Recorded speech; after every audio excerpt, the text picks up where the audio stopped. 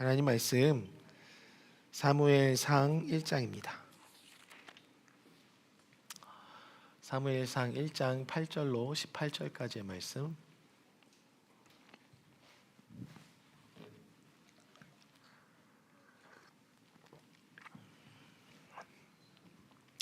사무엘상 1장 8절로 18절까지의 말씀. 저와 여러분이 한 절씩 교독하겠습니다. 그의 남편 엘가나가 그에게 이르되 한나여 어찌하여 울며 어찌하여 먹지 아니하며 어찌하여 그대의 마음이 슬프냐 내가 그대에게 10 아들보다 낫지 아니하냐 하니라.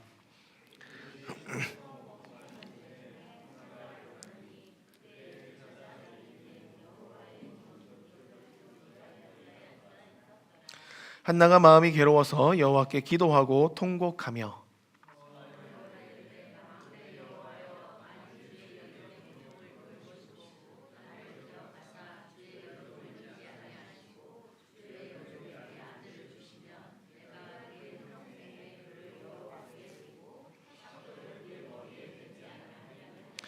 그가 여호와 앞에 오래 기도하는 동안에 엘리가 그의 입을 주목한즉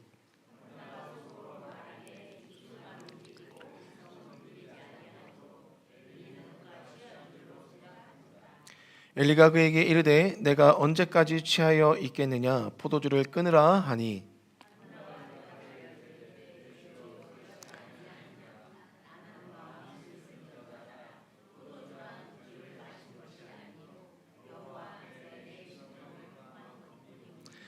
당신의 여종을 악한 여자로 여기지 마옵소서. 내가 지금까지 말한 것은 나의 원통함과 격분됨이 많기 때문이니이다 하는지라.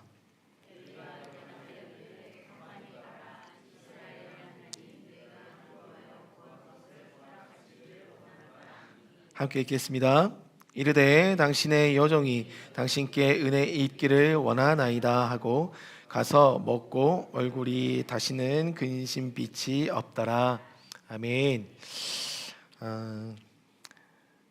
오늘 말씀 사무엘상 1장의 말씀은 이제 왕정 시대로 들어가기 이전에 마지막 사사였던 사무엘이 태어나는 과정, 그리고 태어나면서 어떠한 과정 속에서 주님과의 만남 속에 이 아들이 이 땅 가운데 보내졌는지를 좀 그리고 있습니다. 배경은 이렇습니다. 엘가나라는 사람이 있었고 그 엘가나에게는 2명의 부인이 있었는데 분인나와 한나라는 2 부인이 있었습니다. 그런데 엘가나는 분인나를 통하여 자녀들을 낳게 되었지만 한나는 자녀를 갖지 못한 아픔이 좀 있었습니다.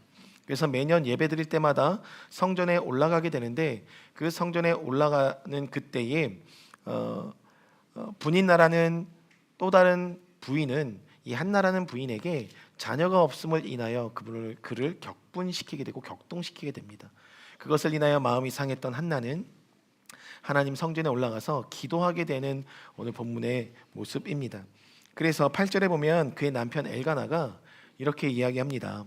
그에게 이르되 한나여 어찌하여 울며 어찌하여 먹지 아니하며 어찌하여 그대의 마음이 슬프냐 내가 그대에게 10 아들보다 낫지 아니하냐 하더라 라고 말씀하고 있는데, 적어도 지금 이 순간만큼은 한나에게 있어서 엘가나라는 사람의 존재 자체가 10 아들보다 낫지 않습니다.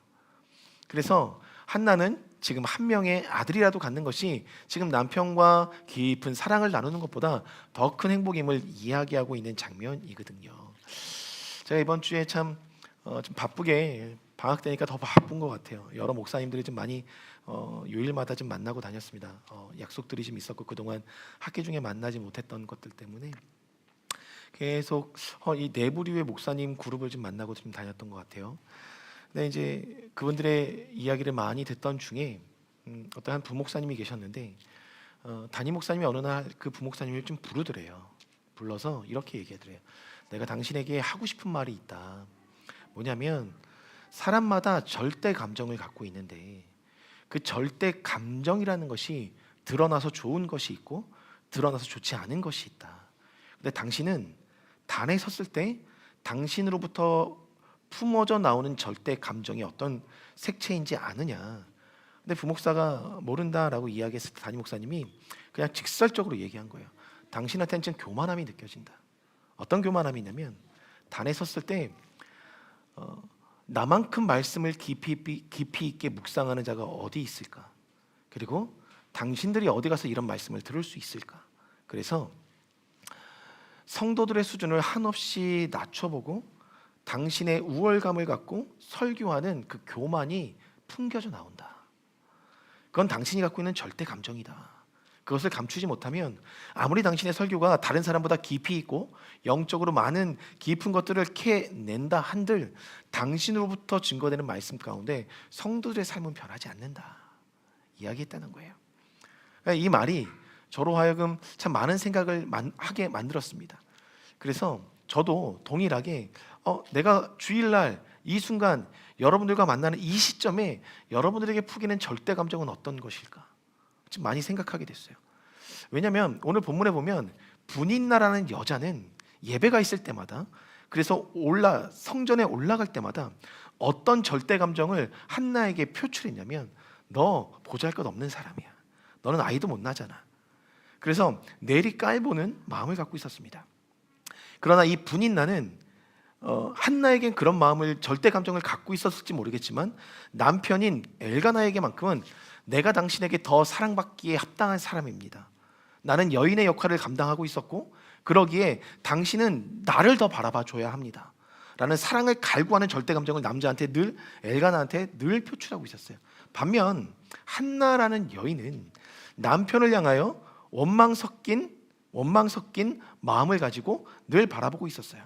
아이를 갖지 못하는 자신의 서러움을 이해하지 못하는 남편을 향해서.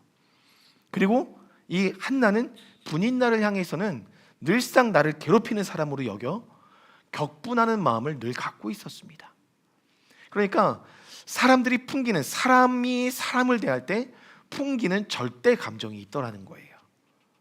여러분, 그 절대 감정을 표출했을 때 상대방에게 긍정적인 피드백을 내가 여러 가지 눈짓, 표정 혹은 행동, 말로써 받을 수 있지만, 혹은 그 절대 감정을 드러냈을 때 오히려 좋지 못한 결과들을 맞이하게 되는 일들이 발생할 수도 있다는 겁니다. 오늘 여기서 보면 이 절대 감정이 드러내게 된 원인을 우리가 좀 찾아보면, 한나는 남편을 향한 원망이 있었습니다. 10 아들보다 낫지 아니하냐 말하는 엘가나의 말에 대꾸도 하지 않습니다. 식음을 전폐합니다. 그리고 그냥 기도하러 갔습니다. 그리고 자신과 함께 더불어 부인으로 맞아들인 분인나를 향해서는 자녀가 있음으로 인하여 나를 경시 여기고 나의 아픈 마음을 끊임없이 이렇게 찔러오는 분인나를 향해 한나는 격분하는 마음을 갖고 있었다는 거죠. 근데 그 마음을 몰랐을까? 다 안다는 거예요. 본인이 갖고 있는 그 절대 감정을 다스리지 못하고 컨트롤하지 못하면 사람들이 다 보고 있다는 거죠. 그러니까 우리 자녀들도 부모님들의 절대 감정을 보고 있고, 상황과 환경에 따른, 그리고 부모님들도 자녀를 향하여 이 아이가 갖고 있는 절대 감정을 본다는 거죠. 죄송합니다. 한 가지 예를 들면, 제가 윤혁 형제님과 가은 자매님을 향해서 동일한 질문을 드린 적이 있었어요. 이사 온 이후에 집 어떻습니까? 집 살만하십니까? 그랬더니 가은 자매님이 너무 좋아요. 가은 자매님의 그 표현 있잖아요. 너무 좋아요. 웃으면서 너무 만족스러워요. 근데 제가 그 질문을 윤혁 형제님한테도 동일하게 드렸거든요. 윤혁 형제님도 너무 만족스러워요 대답하는데 얼굴에 표정이 없습니다. 과연 그게 만족스러운지 아닌지 알 수가 없는 거예요. 근데 이걸 우리가 왜 표정이 왜 그렇지라고 볼 수 있는 영역이 아니라 그분들이 가진 감정의 절대 감정이라는, 그분들이 표출할 수 있는 감정의 영역이라는 거예요. 그분들은 표출할 때 그분들이 여태까지 표출해왔던 감정의 영역들을 있는 그대로 표출한다는 거죠. 그러니까 여러분, 우리가 누군가에게 이야기할 때 나는 기쁨을 표현해도 내가 갖고 있는 절대적인 감정들이 있다는 거예요. 내 표정에 묻어난, 혹은 내 말에 묻어난, 내 행동에 묻어난. 근데 오늘 이 가정에 여러 가지 복잡한 감정들이 막 쏟아져 나오고 있었어요. 그러니 이 가정에 평화가 있겠습니까? 없겠습니까? 참으로 평화가 있기 쉽지 않지요. 그런데 이 한나에게 임한 이 절대 감정들, 절대 사그러들지 않는 이 아픔의 감정들은 어디서부터 시작됐는가라고 했을 때 한나는 관계로부터 오는 문제였습니다. 관계가 어긋남으로부터 시작된 자신 안에 만들어진 절대 감정. 또 한 가지는 내가 어떠한 노력을 들여도 해결할 수 없는 자신이 처한 상황의 문제, 자신의 결핍의 문제로 인해서 이 절대 감정들이 만들어지고 있더라는 거예요. 그러니까 어찌 보면 우리가 누군가와 관계를 맺어가는 것에 있어서 절대 감정들이 드러나게 된다. 그것은 두 가지 영역으로 바라볼 수 있는 거예요. 내가 자라온 환경, 그리고 내가 가진 삶의 제한적인 나의 능력, 내가 어찌할 수 없는 삶의 영역, 그러한 것들이 절대 감정을 맡게 되는 환경이라는 거예요. 것입니다. 또 한 가지는 여러분들이 맺고 있는 관계의 영역이 절대 감정을 만들어준다는 거예요. 그러니까 어떠한 관계를 맺어가느냐, 그리고 그 관계가 어떠한 형태로 흘러가느냐가 여러분의 절대 감정을 만들고 있다는 거죠. 그렇게 봤을 때 이 절대 감정, 그래서 왜곡되이 다른 사람들을 혹은 찌르고 혹은 다른 사람들을 품고 사랑하는 이 절대 감정들은 어디로부터 해결할 수 있느냐, 오늘 그 문제를 좀 보여주고 있는 거예요. 그 우리가 해결할 수 없는 관계의 영역, 우리가 해결할 수 없는 내 자신의 그 한계, 능력 없음을 무엇으로부터 해결할 수 있는가? 결국은 기도라는 것을 보여주고 있다는 거예요. 결국은 기도. 여러분, 오늘 우리의 표정이 누군가를 살릴 수도 있고 혹은 죽일 수도 있습니다. 근데 그 표정이라는 것은 우리 안에 내재되어 있는 절대 감정이라는 것입니다. 여러분들, 그 감정을 다스릴 수 있는 것은 결국 기도밖에 없음을 오늘 성경이 보여주고 있다는 거죠. 그러면 제가 오늘 내가 지금 노력해봤습니다. 인위적으로 노력해봤어요. 내 얼굴에서 웃음을 빼앗기지 말고 내 마음의 평안함을 유지하기 위한 이 외형적으로 표출되는 표정을 끝까지 한번 지켜보자. 오늘 성도들 앞에서 지켜보자. 그리고 제가 잠시 이 건전지가 다 돼서 건전지를 사러 다이소를 갔다가 또 후에 이야기 나눌 때 교제할 때 필요한 간식을 좀 사러 갔다 왔습니다. 갔다 오는데 제가 홈마트를 좀 갔다 왔거든요. 홈마트 쪽으로. 이제 다이소에 들렸다 홈마트를 들려서 오는데, 홈마트에 그 감리교회 영복교회가 이제 막 이렇게 안내를 서고 있는 거예요. 보니까 뭐 이제 주차장을, 주변에 있는 주차장을 다 얻었더라고요. 그래서 제가 그 시간에 뭐 그쪽에 갈 일이 없잖아요. 그 10시 어간에. 그런데 오랜만에 가본 거예요. 갔는데 홈플러스 주차장, 온더테라스 주차장을 다 대여를 했고, 홈마트죠. 홈마트 2층 주차장까지 그 주변에 있는 주차장을 다 대여를 한 거예요. 그리고 주차 요원들이 다 나와서 다 안내를 하고 있는 거예요. 그리고 또 성도들이 많이 걸어가고 있더라고요. 근데 순간 제 안에 배알이 꼬이는 거예요. 진짜 우리는 언제쯤 주차, 감정이입하지 마세요. 언제쯤 우리 주차 요원들이 이렇게 주차하면서 주차 안내를 하며 이렇게 그 안내하는 사람들이 나와서 웃으면서 성도들을 맞이할까? 제 감정이 이게 순간, 여러분, 참 제가 이러고 있더라고요. 이 마음이 지켜지지 않는 거예요. 그러니까 그 마음은 어디로부터 시작된 건가요? 그 마음은 우리 안에 해결되지 않은 나의 문제로부터 시작되더라는 거예요. 그러니까 한나조차도 왜 이렇게 마음이 볶이기 시작했냐면, 그 안에 해결되지 않은 분인나를 향한 마음, 엘가나를 향한 마음, 혹은 더 나아가서 자신을 향한 마음이 해결되지 않았기 때문에 오늘 이렇게 절대 감정들이 많은 사람들에게 표출되면서 자신도 아프고 다른 주변도 아프게 된 것입니다. 그러기 위해서 필요한 것이 무엇인가 돌아봤더니 여러분들, 기도였어요. 기도가 이 모든 문제를 해결하는 키였더라. 그것들은 오늘 말씀하고 있습니다.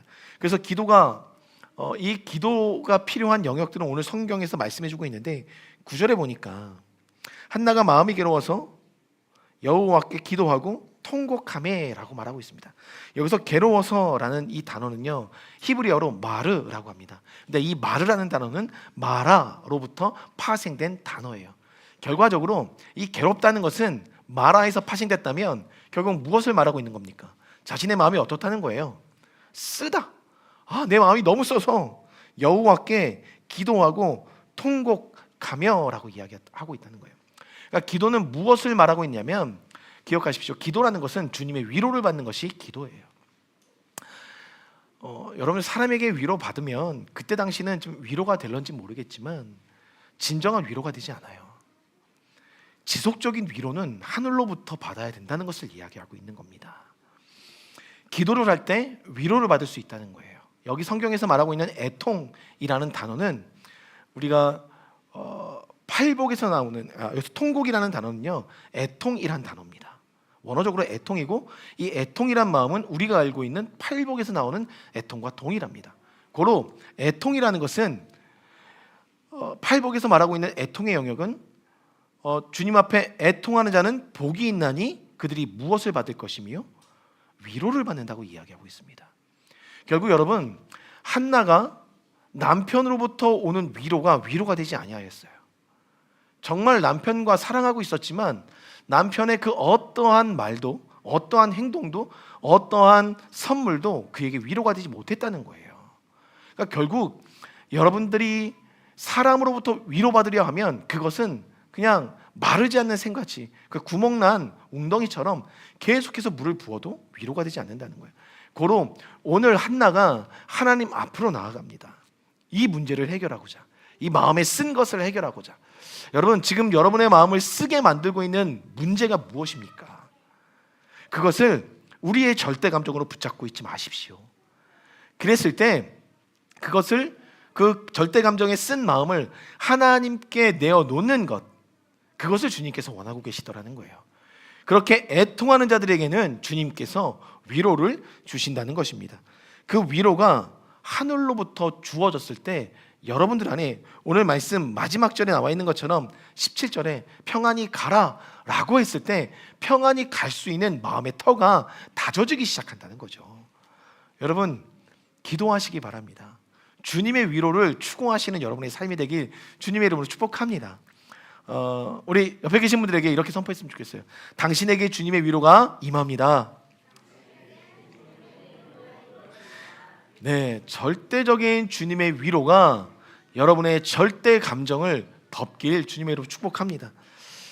그렇게 기도하고 있는 한나가 2절에 계속해서 말씀하고 있습니다.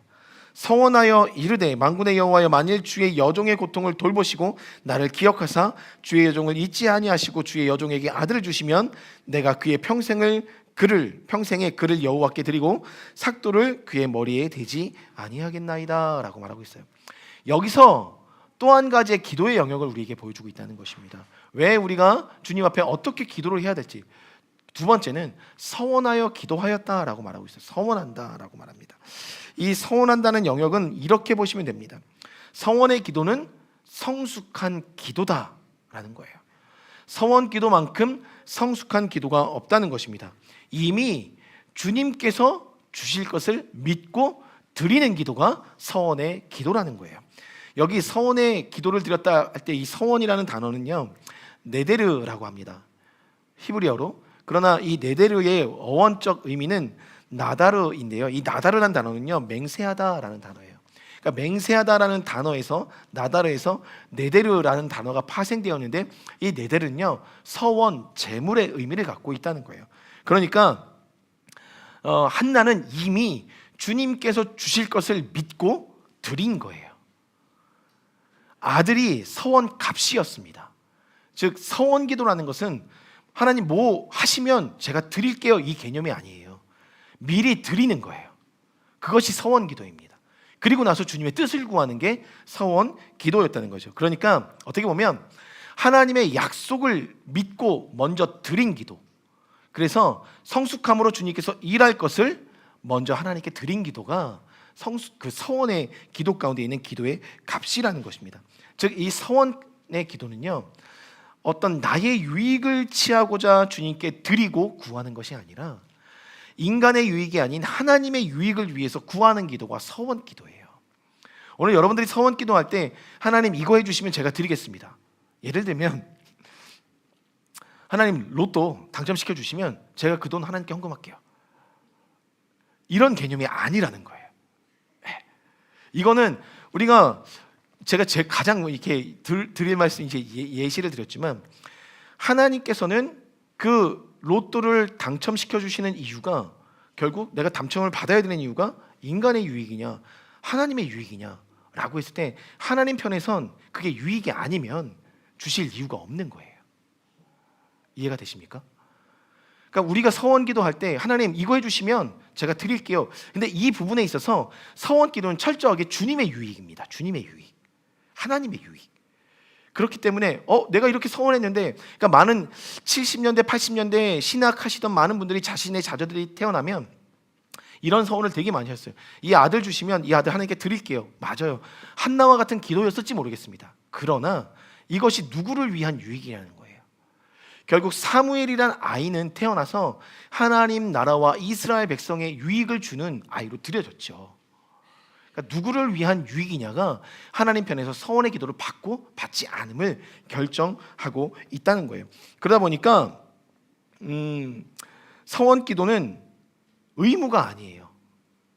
모든 사람이 드릴 이유가 없는 기도입니다. 그러나 이 기도를 필요로 할 때는 철저하게 주님의 유익을 구하는 기도로 먼저 드려지는 기도라는 거죠. 오늘 한나는 그 유익의 기도를 올려드렸습니다. 주님 앞에. 사랑하는 성도님들, 위로를 받는 기도, 주님께 드리는 기도는, 우리가 드리는 기도는 주님으로부터 위로받는 기도이요, 또 하나는 주님의 유익을 구하는 기도가 바로 우리의 기도가 될 때 주님께서 기뻐한다는 거죠. 그래서 하나님께서 받지 아니하는 서원들이 좀 있어요. 잠언에 보면 경솔한 서원을 주님께서는 피할 것을 말씀하십니다. 그리고 성급한 서원, 성급한 서원이 어리석은 것임을 전도서에도 계속해서 말씀하고 계세요.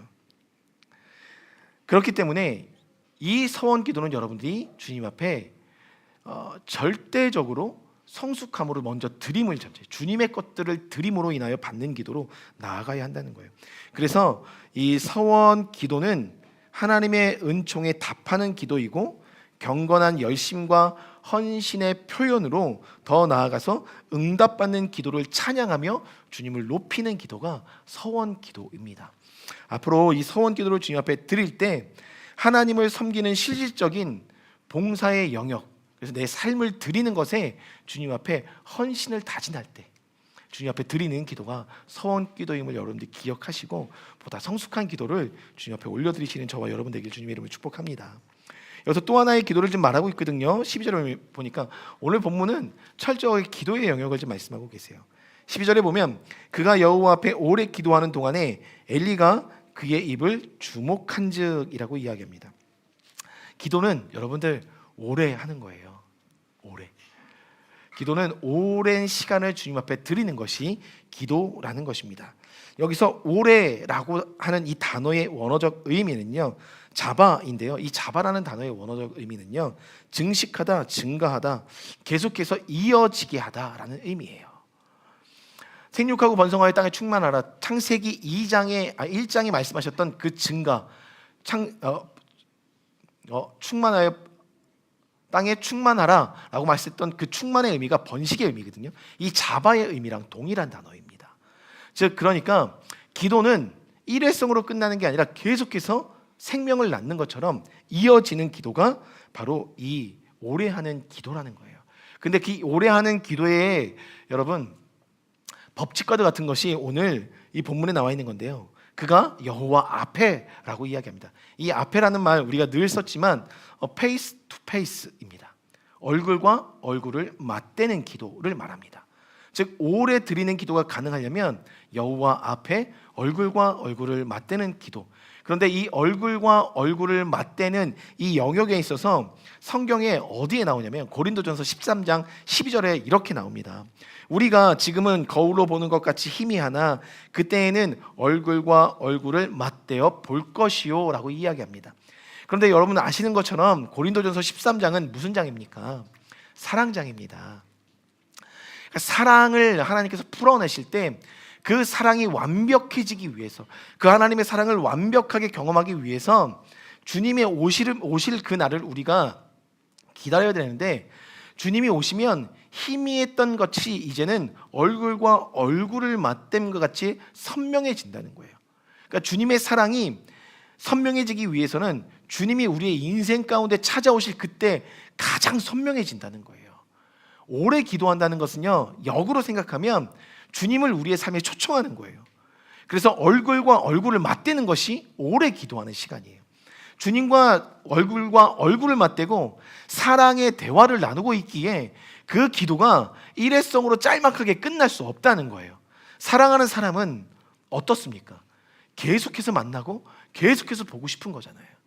우리 자녀들 처음 태어났을 때 여러분 얼굴 한 번 보고 마나요? 계속 보고 있잖아요. 너무 사랑스러우니까. 계속해서 아이들의 얼굴을 우리가 바라보는 것처럼 얼굴과 얼굴을 맞대는 개념은 오래 기도할 수 있는 비결은 그분의 사랑 안에서 우리가 기도하는 것이 오래 기도할 수 있는 영역이에요. 그러니 오늘 주님께서 우리에게 원하시는 것이 무엇이냐? 엄청난 주님의 사랑이 부어지는 자리가 기도의 자리인데 그 기도를 사랑이 부어지는 자리로 우리가 경험하기 원한다면 주님의 사랑을 구해야 된다는 거예요. 오늘 우리의 기도는 주님의 사랑을 구하는 기도가 되어야 한다는 것입니다. 그게 여호와 앞에서 드리는 기도였던 거예요.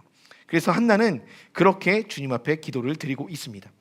더 나아가서 또 하나의 기도의 영역을 보여주고 있는데 13절에 보니까 한나가 속으로 말하며 입술을 움직이며 음성은 들리지 아니하므로 엘리는 그가 취한 줄로 생각한지라. 여기서 어떤 기도를 보여주고 있냐면 한나가 속으로 말하며 입술만 움직인다라고 말하잖아요.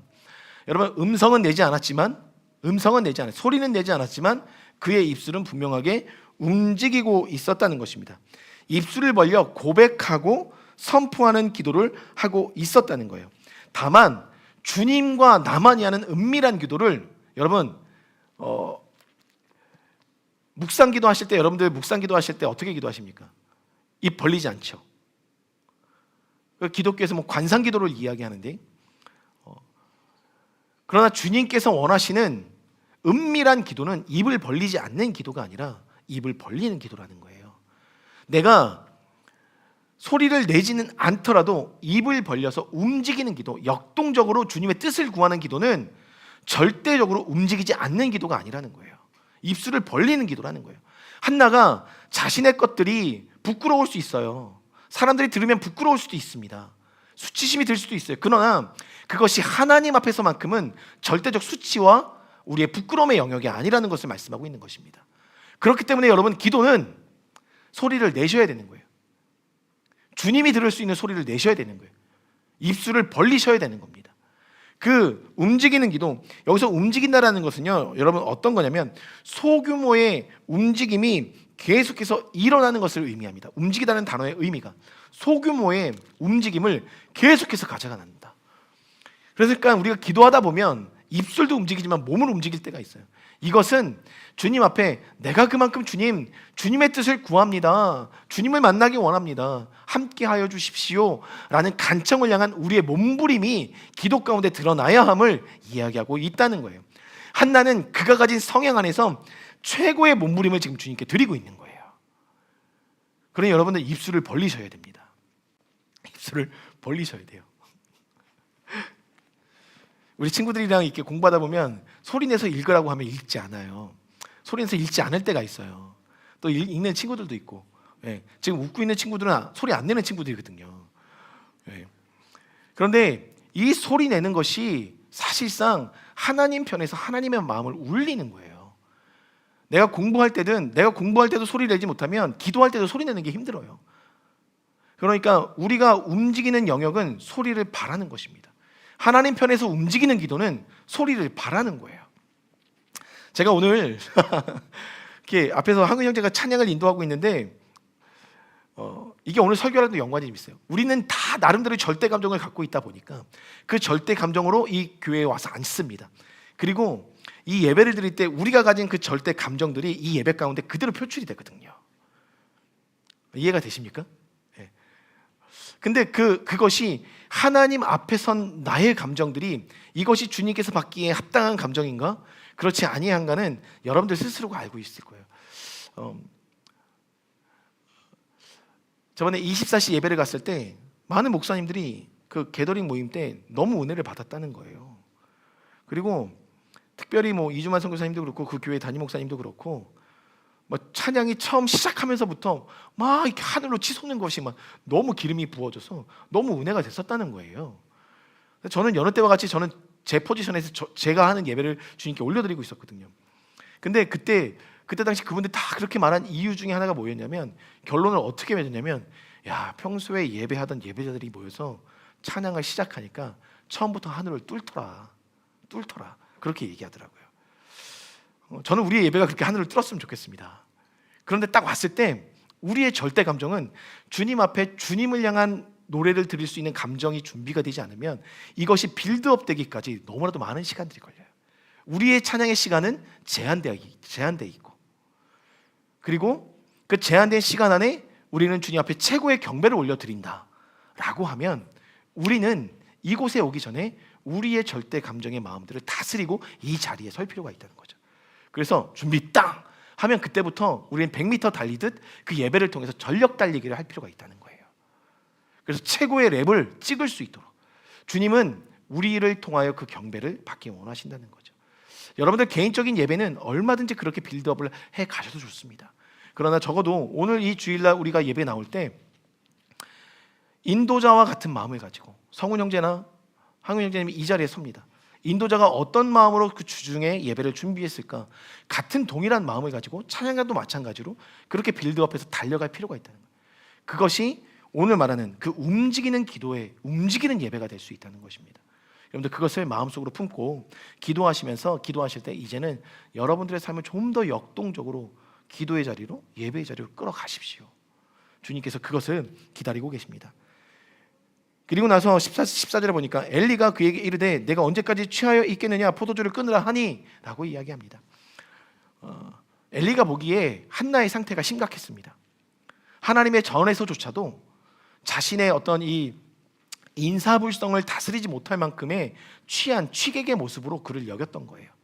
그러니까 말합니다. 여러분 포도주를 끊으라 말하고 있어요. 많은 분들이 이걸 갖고 또 술을 끊어야 된다 이야기하는데 적어도 중요한 개념이 뭐냐면 술을 끊어야 되는 영역을 무엇으로 말씀하고 있냐면 하나님께 나의 삶을 드리는 것이 방해가 되는 순간이라 여겼던 거예요. 엘리는. 여러분 그것이 하나님과 나와의 관계를 막아서는 영역이 된다. 그럼 끊을 필요가 있음을 이야기합니다. 그러면서 15절에 보면 또 하나의 기도를 이야기하고 있는데요. 한나가 대답하여 이르되 내 주여 그렇지 아니하니이다. 나는 마음이 슬픈 여자라 포도주나 독주를 마신 것이 아니요 여호와 앞에 내 심정을 통한 것뿐이오니 라고 이야기합니다. 여기서 중요한 개념이 있습니다. 여호와 앞에 내 심정을 통한 것뿐이오니 라고 이야기합니다. 내 심정을 통하는 기도, 즉 이것은 어떤 영역이냐면 심정이라는 말은 네페쉬라고 해서 생명, 영혼을 의미합니다. 그러니 기도는요 생명을 통하는 기도입니다. 생명을 드리는 기도가 바로 주님께서 원하는 기도. 여기서 통한다라는 이 말은 원어적으로 쏟아붓다라는 의미예요. 그러니까 지금 내 심정을 통하였다, 내 심정을 쏟아부었다, 내 생명을 나의 영혼의 가람을 주님께 쏟아부었습니다라고 이야기하고 있는 거예요. 그것이 기도라는 거예요. 그렇게 주님께 기도드리는 것. 그래서 그분의 사랑 앞에서 생명을 조금도 부끄러워하지 않고 아낌없이 드리는 기도. 그것을 주님께서 오늘 우리의 기도를 통하여 받길 원하신다는 것입니다. 사랑하는 성도님들, 우리의 삶을 쏟아내셔야 돼요. 기도는 그렇게 주님 앞에 드리는 거예요. 이번 주에 제가 여러 목사님들 좀 만났다 그랬잖아요. 제가 한 목사님 무리를 만나고 와서 마음이 이렇게 많이 무너지더라고요. 제가 보였기 때문에 그랬어요. 제가 너무나도 낱낱이 벌거벗은 것처럼 비춰지더라고요. 어떤 분은 오랫동안 주님 앞에 기도해 왔는데 10년을 기독해 하셨고 10년을 준비케 하셨는데 이때에 주님께서 집을 하나 주셨고 기도하면서 집을 주셨고 근데 그 집을 주시는 과정 속에 본인의 재정보다 재정이 없을 때 주님께 구했을 때 그 재정을 주님께서 주변의 사람들을 통해서 기도하는 중보자들을 통해서 다 보내주셨다는 거예요. 그래서 집을 계약할 수 있었어요. 그리고 예배드릴 처소가 필요했었는데 그 집을 주시기 이전에 하나님께서 예배할 수 있는 처소 2층에 걸쳐서 예배하는 처소를 주셨어요. 한 80평 되는 2층을 그냥 주신 거예요. 어떤 목사님이 그분한테 드린 거예요. 쓰십시오. 사용하십시오. 마음껏 쓰십시오. 나는 이제 선교 나갈 건데 여기를 맡아서 사용할 수 있는 것으로 다 쓰십시오. 2층을 다 주셨다는 거예요. 그런데 그 와중에 예배 처소도 줬고 집도 자기가 사는 집이 있는데 이 예배 처소는 이 예배드리러 오는 게스트를 위한 예배 처소를 주신 거예요. 집을 주신 거예요. 집과 처소를 주셨고 예배 처소를 주셨고, 그리고 그 와중에 이것이 열리면서 10년 동안 기도했었던 본인의 어떤 비전과 꿈을 펼칠 수 있는 다목적 예배 센터를 짓고자 하는 땅을 주신 거예요. 땅을 주셨는데 2,600평을 주셨어요. 그냥 써라. 어떤 분이 그 땅을 10년 전에 사놓으셨는데 이 땅을 언젠가 뭐 하나님 필요한 일에 써야지 하고 있었다는 거예요. 근데 그 땅 2,600평을 그냥, 근데 맹지였어요. 맹지가 뭐냐면 둘러싸여 있는 땅. 그래서 길을 낼 수 없는 땅이에요. 그래서 그것을 놓고 고민하고 있는데 그 바로 앞에 땅, 길을 낼 수 있는 바로 앞에 땅이 알아보니까 그분 또한 동일한 목적으로 그 땅을 샀었던 분인 거예요. 그분도 이제 만나서 이야기를 진행하다 보니까 언제든지 원하면 이야기해라, 줄 테니. 그래서 그분이 얻은 땅이 3,000평이에요. 근데 그분 입장에서는 3,000평도 너무 적다는 거예요. 그 꿈을 펼쳐내기 위해서. 그 얘기를 딱 들었어요. 근데 그 얘기를 듣자마자 어떤 한 분은 1,000평의 땅을, 하나님께 예배드리는 땅을 기도하면서, 성도들과 함께 기도하면서 얻는 과정을 이야기해 주시는 거예요. 그런데 성도님들도 나름대로 자신들의 어떤 옥합을 깨트려서 드리기도 했지만 옥합을 깨트린 것 갖고는 어림도 없었다는 거예요. 그것을 위해서 7억 5천이 필요한 상황이었는데, 근데 신기한 것은 그 7억 5천이 그때부터 알지 못하는 분들에게, 그리고 이것저것 중보하신 분들에게 이렇게 들어오기 시작하는데 그 돈이 한순간에 다 채워지고 갚아지게 됐던 거예요. 그러니까 지금 주님께서 일하실 때다 그 두 분이 간증을 나누시는데 저는 상대적으로 박탈감이 느껴지는 거예요. 우리 교회는 여기 오는 과정 속에서 또 빚도 졌지, 아직도 갚아 나가야 하지. 그러면서 지난날의 저의 여정에 우리도 기도하면서 기다렸어야 되는 건가? 라는 어떤 이런 자괴감이 무너지더라고요. 제 안에 무너지는 마음이 들어요. 근데 그 순간 제가 부여잡은 게 뭐냐면, 그렇지, 이것은 지난날의 우리의 결정 가운데 후회할 것이 아니라 지금부터 우리가 내는 결정 속에 더 주님 앞에 기도하고 주님의 뜻을 붙잡고 나가야 되는 여정을 보여주신 것이지, 우리가 지난날을 회상하면서 스스로가 무너질 필요는 없다. 다만 지금부터 우리가 주님 앞에 기도하며 간구할 필요가 있다는 거예요. 근데 그 간구는 어떤 간구가 되어야 되냐면 생명을 내는 기도, 생명을 드리는 기도, 그래서 생명을 주님께 쏟아 부어 주님의 마음까지 드려지는 기도, 그 기도를 우리에게 원하고 계신다라는 거예요. 사랑하는 성도님, 저는 우리 성도님들이 이 시즌에 기도의 전환을 좀 가졌으면 좋겠습니다. 우리가 함께 정말 주님께서 하실 수 있는 일, 주님만이 하실 수 있는 일, 누구나가 다 갖고 있잖아요. 그 문제들을 가지고 이제는 더 이상 삶의 자리에서 누군가와 비교하거나 누군가로 인하여 내 마음이 무너지거나, 한나도 그 마음이 무너진 것은 분인나라는 여자가 자신의 절대 감정을 계속해서 건드리는 여자, 비교의 대상이 있었기 때문에 마음이 무너졌었던 겁니다. 그런데 그 무너지는 마음이 결국 어디로 향해야 되냐면 기도로 향해야 되는 거예요. 마음이 무너진다, 기도로 향해야 되는 거예요. 여러분들 기억하십시오. 우리의 마음 스스로 무너집니다. 우리가 나가고자 하는 삶의 계획들이 스스로 무너집니다. 그때그때마다 우리는 무엇을 선택할 것이냐, 주님 앞에 기도할 것은 결국 기도가 답이라는 거예요. 그러면서 16절에 말합니다. 당신의 여종을 악한 여자로 여기지 마옵소서. 내가 지금까지 말한 것은 나의 원통함과 격분됨이 많기 때문이다. 여러분 잘 아십시오. 여기서 원통함과 격분됨이라는 것은 분노와 노여움을 말합니다. 이 한나 마음에 분노와 노여움이 많았다고 이야기합니다.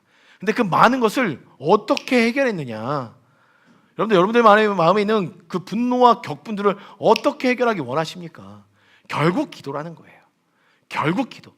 그래서 한나는 그 마음을 쏟아내기 위해서 주님 앞에 나왔습니다. 그러니 여러분, 우리의 기도는요, 오해받아야 돼요. 오해받아야 돼요. 오해.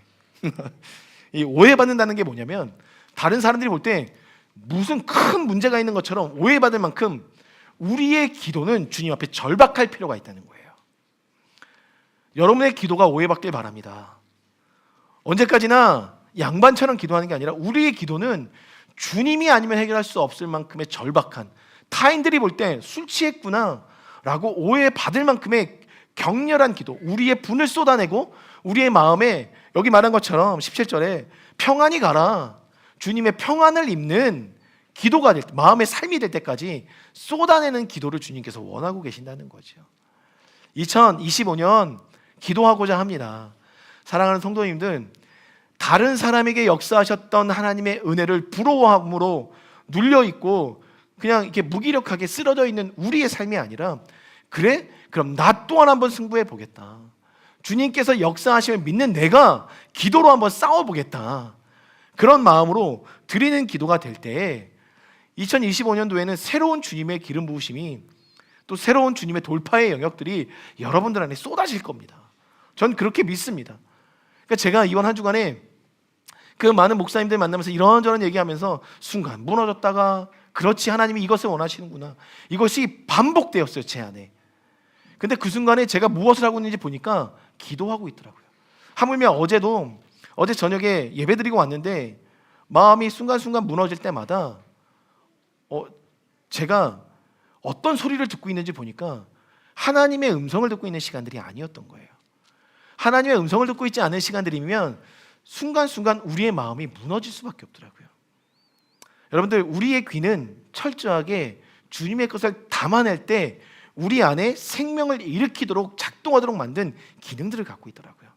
그러니 성경이 말씀하신 거예요. 귀 있는 자들은 성령이 하시는 말씀을 밝히 들을지어다. 우리의 귀의 영역입니다. 그러니 여러분, 오늘 우리가 들은 것들로 인하여 우리의 마음이 무너질 것이 아니라 보다 주님의 것들을 취함으로 생명을 토하고 오해받을 수 있는 기도의 영역으로 나아가야 함을 성경이 말하고 있다는 거죠. 그랬을 때 결과적으로 17절로 18절에 이렇게 이야기합니다. 엘리가 대답하여 이르되 평안히 가라, 이스라엘의 하나님이 내가 기도하여 구한 것을 허락하기를 원하노라. 이르되 당신의 여종이 당신께 은혜 있기를 원하나이다 하고 가서 먹기 시작합니다. 그리고 얼굴에 다시는 그 절대 감정의 빛이 없더라 말하고 있어요. 근심이 없더라. 그러니까 오늘 우리가 기도를 쏟아야 되는 거예요. 기도를 한 자들이 결국 나아가서 사람들과 관계를 맺을 수 있더라는 거예요. 여러분, 하나님은 오늘 이걸 얘기하세요. 우리가 갖고 있는 절대 감정이 있잖아요. 근데 그 절대 감정을 처리하기 위해서는 누군가를 만나지 않는 것이, 나를 찌르는 사람을, 나를 괴롭히는 사람을, 혹은 나에게 기쁨을 주는 사람을 만나고 만나지 않는 것이 이득이겠다 생각할 수 있어요. 그죠? 나를 찌르는 사람 만나지 않으면 편하니까, 혹은 나에게 기쁨 주는 사람 만나면 위로받을 수 있으니까 만나고 싶죠. 그러나 그 절대 감정들을 떠나서 하나님께서 원하시는 건 뭐냐면, 이 절대 감정들을 주님께 쏟아내고 해결받고 그 이후에 다시금 나를 찌르는 사람이 있는 그 자리로 가야 되는 게 우리의 인생이더라고요. 혹은 나를 사랑해주는 사람을 나를 늘 바라봐주는 엘가나 앞으로 나가야 되고, 나를 늘 찌르는 분인 나와 함께 살아가는 그 자리로 나가야 되는 게 우리의 삶이더라고요. 하나님은 그 안에서 관계를 배우게 하셨고, 그 안에서 기도하면서 하나님의 나라의 진리를 먹게 하셨더라고요. 그러니 여러분, 피한다고, 혹은 나에게 좋은 말을 해주는 사람에게, 나를 사랑해주는 사람에게 나간다고 우리의 이 절대 감정이 해결되는 게 아니더라는 거예요. 하나님께서 그것을 받기를 원하십니다. 하나님께 나갈 때 그 모든 것들이 해결될 수 있다는 거예요. 결론을 좀 맺습니다. 여러분들이 오늘 주님 앞에 기도드렸을 때, 여러분 안에 평안이 임하기 위해서 기도만 드린다고 해서 평안이 임하는 것이 절대 아니라는 거예요. 오늘 뭐라고 합니까? 엘리를 통하여 평안히 가라, 하나님이 너의 기도를 들어주시기를 원하노라 라는 하나님의 메시지가, 혹은 직접적인 우리 안에 들려짐과 동시에 또 하나 주님의 종들을 통하여 말씀 가운데 선포되는 것을 취할 때 여러분들 안에 기도할 수 있고, 기도로 인하여 힘을 얻을 수 있는 통로가 열릴 수 있다는 것을 말하고 있다는 거예요. 그러니 여러분, 결국 오늘 우리가 살아갈 수 있는 힘은 주님께 기도하고, 기도함으로 인하여 주님의 응답을 직접적으로 드러내는 거예요. 그것이 음성일 수도 있고, 주변의 환경 속에서 나를 깨닫게 하는 것일 수도 있고, 내 주변의 자녀들의 삶을 통해서 내가 보게 하시는 영역일 수도 있다는 거죠. 이 시대의 어지러움 속에서도 주님은 끊임없이 말씀하고 있다는 거예요. 여러분들에게 그 음성을 듣는 것이 결국 평안히 살아가는 길이요, 더 나아가서 근심 없이 우리의 삶을 살아내는 비결이라는 거죠. 사랑하는 성도님들, 기도로 승부하시고 주님의 음성을 친히, 주님의 말씀을 친히 여러분들이 드러내심으로 더 이상 근심의 자리가 아니라 민족적 부르심 앞에 삶을 살아낼 수 있는 자리에, 그 자리가 어떤 자리냐면 지금 여러분들이 살아가는 그 자리입니다. 한나는 다시금 그 삶의 자리로 돌아가서 민족적 부르심의 역사적 한 획을 긋기 시작합니다. 사무엘이라는 아들을 낳으면서. 결국 그러니 여러분들이 선 그 삶의 자리가 하나님을 만나는 자리요, 하나님의 음성을 듣는 자리요, 주님과 동행하는 자리입니다. 그러니 여러분, 그 자리를 사수하시고 사랑하십시오. 그 자리를 지켜내셔야 되는 거예요. 그럴 때 하나님의 역사가 우리의 기도를 통하여 이 땅 가운데 열매로 드러나기 시작할 것입니다. 그렇게 살아가는 저와 여러분 되길 원합니다. 우리 비록 늦었지만 찬양 좀 한번 했으면 좋겠습니다. 예수로 나의 구주 삼고 이것이 나의 간증이요. 우리 한번 찬양하면서 나갔으면 좋겠습니다. 우리 찬양단 나와주세요. 함께 찬양했으면 좋겠습니다.